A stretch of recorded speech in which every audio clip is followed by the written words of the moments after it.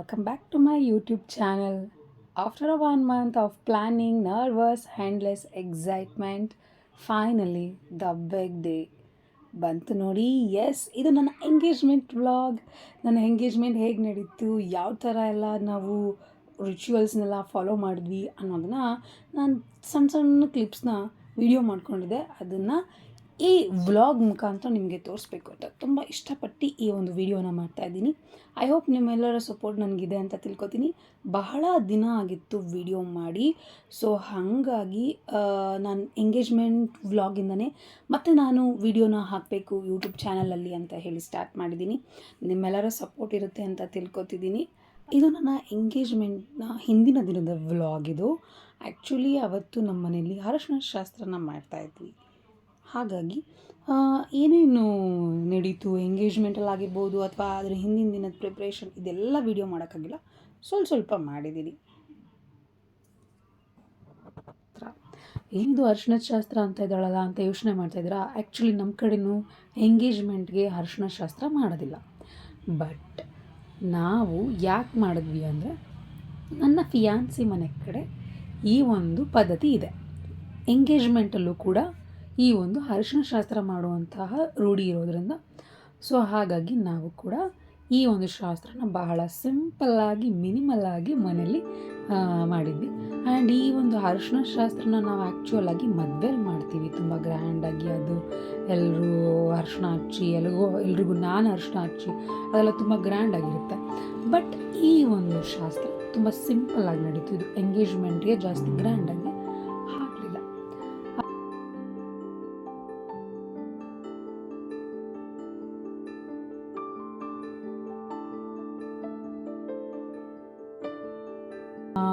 ಇಲ್ಲೂ ನನಗೆ ಹಾಗೆ ಆಗಿದ್ದು, ಎಂಗೇಜ್ಮೆಂಟ್ಗೆ ಇಷ್ಟೆಲ್ಲ ಶಾಸ್ತ್ರ ಮಾಡಿಸ್ಕೋಬೇಕಾ, ಮದುವೆಗಿನ್ನೂ ಎಷ್ಟು ಶಾಸ್ತ್ರಗಳು ನಡೆಯುತ್ತೋ ಅಂತ ಹೇಳಿ ನಾನು ಅದೇ ಯೋಚನೆಯಲ್ಲೇ ಇದ್ದೆ.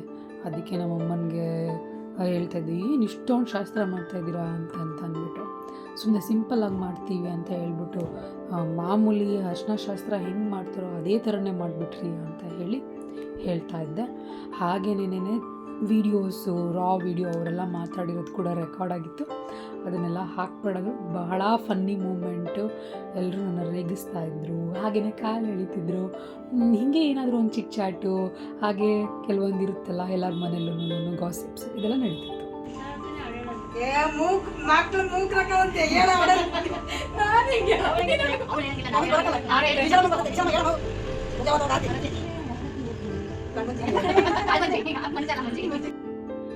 ನೋಡಿ, ಆರತಿ ಬೆಳಗಾವಾಗಲೂ ನನ್ನನ್ನು ರೇಗಿಸ್ಕೊಂಡೆ. ಆರತಿ ಬೆಳಗ್ತಾಯಿದ್ರು. ಆರತಿ ಎಲ್ಲ ಬೆಳಗ್ದಾದ್ಮೇಲೆ ಮತ್ತು ಸ್ನಾನ ಮಾಡಿದ ನಂತರ ಅಮ್ಮ ನನಗೆ ಅಮ್ಮನದು ತವ್ರ ಮನೆ ಸೀರೆ, ಅದಕ್ಕೋಸ್ಕರ ಅವರು ಪ್ರೀತಿಯಿಂದ ಇಲ್ಲ ಇದೇ ಸೀರೆ ಉಟ್ಕೋ ಅಂತ ಹೇಳಿ ಈ ಸೀರೆ ಕೊಟ್ಟಿದ್ರು ಉಟ್ಕೊಳ್ಳೋಕ್ಕೆ. ಹಾಗಾಗಿ ನಮ್ಮ ಅಮ್ಮನ ಫೇವ್ರೆಟ್ ಸ್ಯಾರಿ ಅವ್ರ ಅಣ್ಣ ಕೊಡಿಸಿದ್ದಂತೆ ಅವ್ರಿಗೆ, ಹಾಗಾಗಿ ನನಗೆ ಉಟ್ಕೋ ಅಂತ ಹೇಳಿ ಸ್ಯಾರಿ ಕೊಡಿಸಿ ಹೊಸ್ದಾಗಿ ಕಾಲ್ಗೆಜ್ಜೆ ಕೊಡಿಸಿದ್ರು ಅಮ್ಮ. ನಾನು ಅಷ್ಟು ದೊಡ್ಡ ಕಾಲ್ಗೆಜ್ಜೆ ಹಾಕೋತಾರಲ್ಲ, ಮದುವೆ ಎಂಗೇಜ್ಮೆಂಟು ಅಂತ ಹೇಳಿ ಹಾಕ್ಸಿರೋದು. ಇದೇನಕ್ಕೆ ಈಗ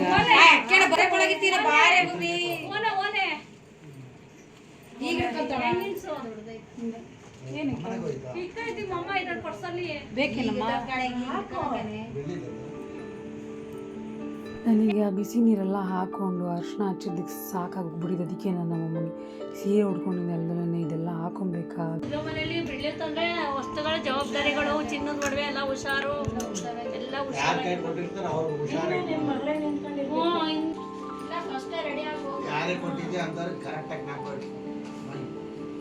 ಒಂದು ಬ್ಯಾಗ್ ವ್ಯಾನಿಟಿ ದೊಡ್ಡದು ತೋರಿಸ್ಕೊಳಕ್ಕೆ ವ್ಯಾನಿಟಿ ಬ್ಯಾಗೋ ಏನೋ ಕೊಟ್ಬಿಡ್ರಿ. ಹಂಗೆ ಮಾಡಬೇಕು. ಟಪ್ಪಲ್ಟ ತೆಗಿತಾಳೆ, ಬ್ರೈಡ್ಸ್ ಮೇಡ್ ಅಂತೇಳಿ ನೋಡಮ್ಮ.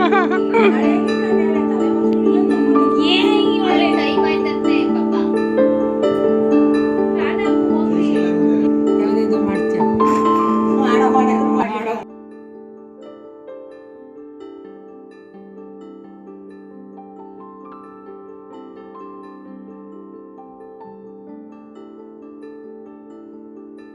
ಮಾಡ್ತೀಯ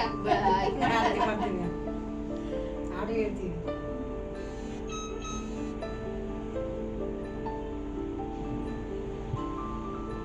ಒಂದ್ಸಲ ಹೇಳ್ಕತ್ತ ಆಗಲೇ ಹಾಕಲಿಲ್ಲ ಕೈ ಇಟ್ಕೊಂಡಿದ್ದೆ ಇಪ್ಪಡೆ ಇವಾಗ ಅದಕ್ಕೆ ಇನ್ನೊಂದೆಲ್ಲ ತಗೋ ಅದಕ್ಕೆ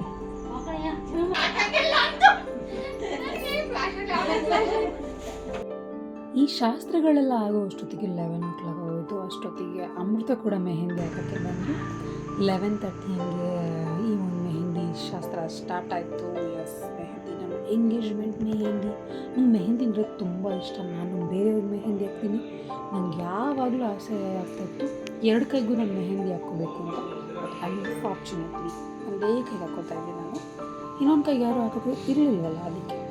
ಸೊ ನಾನು ತುಂಬ ಎಂಜಾಯ್ ಮಾಡಿದೆ ನನ್ನ ಮೆಹಂದಿ ಹಾಕ್ಸ್ಕೊಳ್ಳೋವಾಗ. ನನಗೆ ತುಂಬ ಇಷ್ಟಪಟ್ಟು ಹಾಕ್ಸ್ಕೊಳ್ಳೋದ್ರಿಂದ ಅದನ್ನು ಫೀಲ್ ಮಾಡ್ತಾಯಿದ್ದೆ. ತುಂಬ ಖುಷಿಯಿಂದ ಮೆಹಂದಿ ಹಾಕ್ಸ್ಕೊತಾ ಇದ್ದೆ.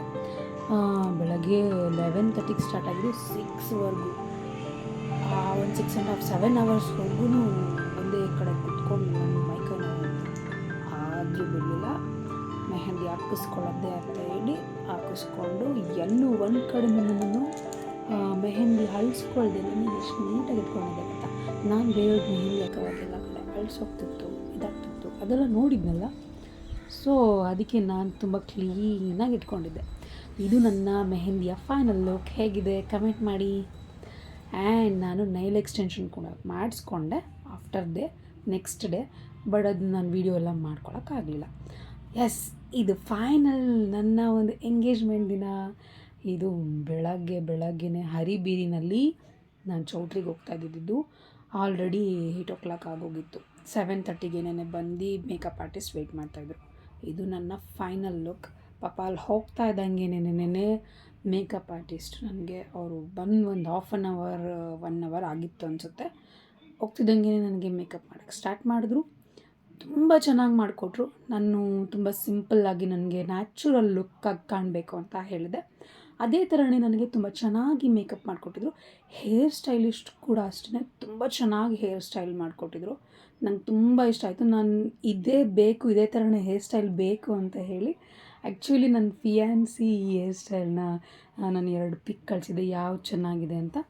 ಅದರಲ್ಲಿ ಇದೊಂದು ಚೆನ್ನಾಗಿದೆ ಅಂತ ಹೇಳಿದ್ರು. ನಂಗೆ ಇದೆಲ್ಲ ಗೊತ್ತಾಗಲ್ಲ, ಆದರೂ ಇದು ಚೆನ್ನಾಗಿದೆ ಅಂತ ಹೇಳಿದರು. ಸೊ ಅದಕ್ಕಾಗಿ ಅದನ್ನು ಮಾಡಿಸ್ಕೊಂಡಿದ್ದೆ. ಹೇರ್ ಸ್ಟೈಲ್ ನಂಗೆ ತುಂಬ ಇಷ್ಟ ಆಯಿತು. ಆ್ಯಂಡ್ ಇದು ನನ್ನ ಫ್ರೆಂಡ್ಸ್ ಎಲ್ಲ ಬಂದಿದ್ದಾಗ ಅವ್ರ ಜೊತೆ ಚಾಟ್ ಮಾಡ್ತಾ ಅವ್ರ ಜೊತೆ ಒಂದೆರಡು ಸೆಲ್ಫಿ ತೊಗೊಂಡಿದ್ದೆ. ಯಾಕೆಂದರೆ ಬೇಗನೆ ಮೇಕಪ್ ಆಗಿತ್ತು, ನಂದು ರೆಡಿಯಾಗಿ ಕೂತಿದ್ದೆ. ಬಟ್ ನನ್ನ ಫಿಯಾನ್ಸಿ ಕಡೆಯವ್ರು ಬರೋದು ಫಿಯಾನ್ಸಿ ಬರೋದು ಲೇಟ್ ಆಯಿತು. ಸೊ ಇಲ್ಲಿ ನನ್ನ ಫಿಯಾನ್ಸಿ ಅವರ ಫ್ರೆಂಡ್ಸ್ನೆಲ್ಲ ನನಗೆ ತೋರಿಸ್ತಾಯಿದ್ರು, ಇವರು ಅಂತ ಹೇಳಿ. ಲೋಕೇಶ್ ಅವರ ಪುತ್ರಿ ಚಿರಂಜೀವಿ ಸೌಭಾಗ್ಯವತಿ ರಿಷಾ ಕುಂಕುಮ ಶೋಭಿತಿಯಾದ ಭುವನ ಎಂಬ ಕನ್ಯಾರತ್ನವನ್ನು ತಂದು ಶ್ರೀ ವಿಜಯಗುರಿಯ ಶ್ರೀಮಂತ ಶಾಲಿವಾರ್ಷಿಕ ವರ್ಷಗಳು 1947ನೇ ವಿಶ್ವಾವಸುನಾಮ ಸಂವತ್ಸರದ ಕಾರ್ತಿಕ ಬಹುಳ ಅಷ್ಟಮಿ ಗುರುವಾರ ಗಣಪತಿ ಪೂಜೆ ಪುಣ್ಯ ಗಾಂಧಿ ವರಪೂಜಾ ಮುಂತಾದ ಕಾರ್ಯಗಳು ನವಮಿ ಗುರುವಾರ 13/11/2025ನೇ ಈ ಶುಭ ದಿವಸ ಬೆಳಗ್ಗೆ 9:30ರಿಂದ 10:30 ಗಂಟೆವರೆಗೆ ಸರ್ವ ಶುಭ. Yes, finally the epic moment ಬಂತು. ಅಲ್ಲಿ ಲಗ್ನ ಪತ್ರಿಕೆ ಓದ್ತಾಯಿದ್ರು. ಲಗ್ನ ಪತ್ರಿಕೆ ಓದಾದಮೇಲೆ ರಿಂಗ್ ತೋರಿಸೋದು. ಎಸ್, ಅದೊಂದು ನನಗೆ ತುಂಬ ಎಕ್ಸೈಟ್ಮೆಂಟ್ ಆಗಿದ್ದೆ. ಬಟರ್ಫ್ಲೈ ಇನ್ ದ ಸ್ಟೊಮಕ್ ಅಂತಾರಲ್ಲ, ಆ ಥರ ಆಗ್ತಾಯಿತ್ತು ನನಗೆ. ಇಲ್ಲೊಂದು ಫನ್ನಿ ಮೂಮೆಂಟ್ ಕೂಡ ಆಯಿತು. ಏನಪ್ಪ ಅಂದರೆ ಅವ್ರಿಗೆ ರಿಂಗ್ ಹಾಕೋವಾಗ ಸ್ವಲ್ಪ ಟೈಟಾಗಿತ್ತು ರಿಂಗು. ಅರ್ಧ ಹೋಯಿತು, ಇನ್ನು ಅರ್ಧ ಹೋಗಲಿಲ್ಲ. ಅವರೇ ಹಾಕೋತೀನಿ ಅಂದರು. ಇಲ್ಲ ನಾನೇ ಹಾಕಬೇಕು ಅಂತೇಳಿ ಜೋರಾಗಿ ಗಟ್ಟಿಯಾಗಿ ತಳ್ಳಿಬಿಟ್ಟಿದ್ದೆ. ಎಲ್ಲರೂ ನಗ್ತಾಯಿದ್ರು. ಅದು ನಾನು ಆ್ಯಕ್ಚುಲಿ ರಿಂಗ್ ಹಾಕೋವಾಗ ಹಾಕಲಾ ಅಂತ ಕೇಳಿಬಿಟ್ಟು ಪರ್ಮಿಷನ್ ತೊಗೊಂಡು ಹಾಕಿದೆ. ನನಗೇನು ಕೇಳಲಿಲ್ಲ, ಆರಾಮಾಗಿ ಹಾಕ್ಬಿಟ್ರು. ನಾನು ಅದನ್ನೇ ರೇಗಿಸ್ತಾ ಇದ್ದೆ, ನೋಡಿ ನಾನಾದರೂ ನಿಮಗೆ ಹಾಕಲಾ ಅಂತ ಕೇಳ್ಬಿಟ್ಟು ಹಾಕ್ತೆ, ನೀವು ನನಗೆ ಸುಮ್ಮನೆ ಏನು ನೋಡಲಿಲ್ಲ, ಸುಮ್ಮನೆ ಕೊಟ್ಟಿದ್ದ ತಕ್ಷಣವೇ ರಿಂಗ್ ಹಾಕ್ಬಿಟ್ರಿ ಅಲ್ವಾ ಅಂತ ಹೇಳಿ ಸುಮ್ಮನೆ ಹಾಗೆ ರೇಗಿಸ್ತಾ ಇದ್ದೆ. ಎಸ್, ನನಗೆ ಈ ಮೂಮೆಂಟ್ ತುಂಬ ಇಷ್ಟ ಆಯಿತು. ರಿಂಗ್ ಹಾಕಿದ್ದು, we exchange the ring, the way truly epic moment in my life. Thanks to God. ಇದೊಂದು ಮ್ಯಾನಿಫೆಸ್ಟೇಷನ್ ಥರ ಇತ್ತು ನನ್ನ ಎಂಗೇಜ್ಮೆಂಟು. ಚೆನ್ನಾಗಾಯಿತು. ಫಂಕ್ಷನ್ ಸ್ವಲ್ಪ ಲೇಟ್ ಆಯಿತು ಬಿಟ್ಟರೆ ಬಂದಿದ್ದವರೆಲ್ಲ ಕೂಡ ಊಟ ಮಾಡಿಕೊಂಡು ಅವ್ರ ಫ್ರೆಂಡ್ಸ್ ನಮ್ಮ ಫ್ರೆಂಡ್ಸ್ ಅಥವಾ ಫ್ಯಾಮಿಲಿ ಅವರೆಲ್ಲ ಕೂಡ ತುಂಬ ಖುಷಿಪಟ್ಟರು.